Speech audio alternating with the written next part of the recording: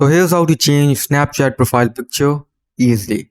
First of all, just open Snapchat and click on your profile icon on top left corner.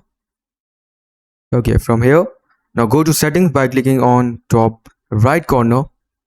Okay, here find this option Bitmoji.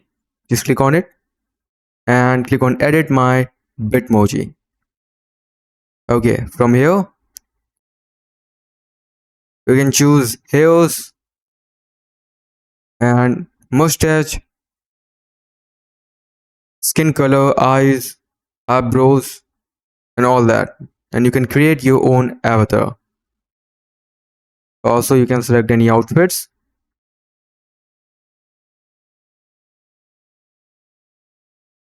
Okay, now after selecting the outfits, just click on save.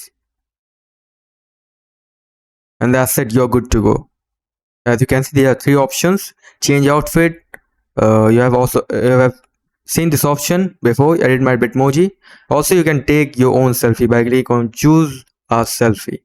So that's it for the video. Thanks for watching.